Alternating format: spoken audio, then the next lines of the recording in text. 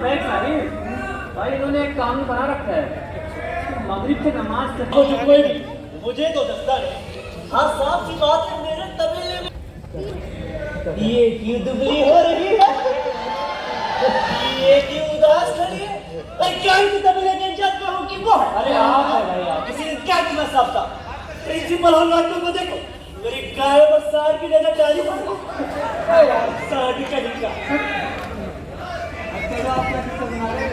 हाँ तो फिर हमारे फुटबॉल की टीम बहुत थकी हुई सार हमने सोचा कि अगर हमें नमाज के वक्त हॉस्टल चले गए तो नमाज पढ़नी पड़ेगी, इसलिए सब जुटिया गेट में पीछे बाहर है उसको छुपा सिखाने लगे कि भाई नमाज हो जाने के बाद जाएंगे।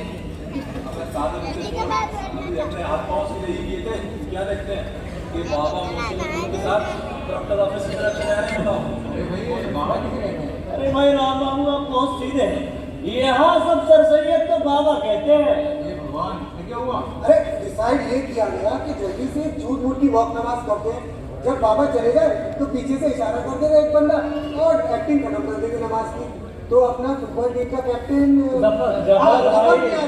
जफर नियाजी इमाम बन गया और बाकी सारे टीम प्लेयर सब बना के खड़े हो गए।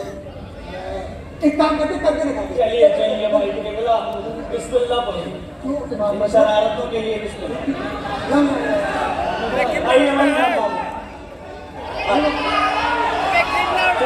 हुआ ये कि बाबा को भी नमाज की जल्दी थी, उन्होंने जमात खड़ी देखी तो वो भी आगे सब कुछ अरे मैं आपको बताऊं, सब ऐसे खामोश खड़े हो गए जैसे उनको भी साफ सुन गए।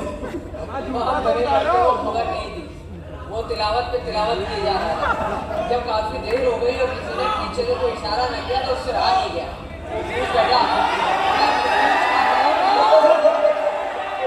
यही अभी मौजूद है।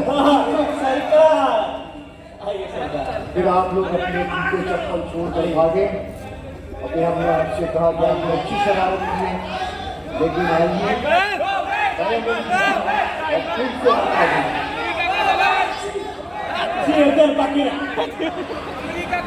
हमारे ये स्टूडेंट्स नेक साहब को अलीगढ़ का मौसम बड़ा सताता है। कहते हैं आपने क्यों कोई ऐसी जगह ऐसा पुरफिजा मकाम नहीं चुना जहाँ पर कॉलेज बनाया जा सकता था।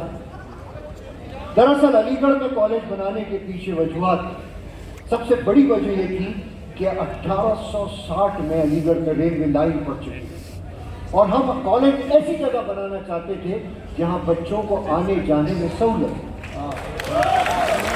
दूसरे हमें 100 एकड़ जमीन दरकार है, क्योंकि हमें मालूम है कि हमारा कॉलेज एक दिन यूनिवर्सिटी बनी और उसके लिए जगह की ज़रूरत है। हमारे दोस्त नवाब इस्माइल खान, नवाब मुजम्मिल हुसैन खान, नवाब जैनुल आबिदीन, राजा जयकिशन दास और लॉर्ड लिटन ने हमें कच्ची बैरक पक्की बैरक के साथ छावनी की 78 एकड़ ज़मीन इनायत कर दी। हमने यहाँ कॉलेज बना दिया। बच्चों बैठो, ये तुम्हारा हॉस्टल है, कॉलेज नहीं है। तकल्लुफ़ की कोई ज़रूरत नहीं। राजा जयकिशन दास आए थे तो मैंने कहा कि आपके हॉस्टल की सैर करवा दें। राजा जी, ये सईद अहमद खां है उर्फ कप्तान, ये हमारे हर मर्ज की दवा है। हमने अभी जो बच्चों को दूध फराहम करने के लिए गाय पाली है उसके तबेले के भी आप इंचार्ज। गायों का नाम सुनकर आप कुछ शक में पड़ गए। नहीं राजा जी, अगर हम कहते हैं कि हिंदू और मुसलमान दुल्हन की दो आंखों की तरह हैं तो उस पर अमल भी करते हैं। हमारे कॉलेज में, हमारे हॉस्टल्स में गाय का गोश्त ममनू है। राजा जी, हमारे यहाँ तो चमड़ों की मश्क में भी पानी नहीं भरते, मिट्टी के बर्तन इस्तेमाल किए जाते हैं। आप लोग सरकार खाने में धनिया के पड़ा थे, उसकी भी बड़ाई है क्या?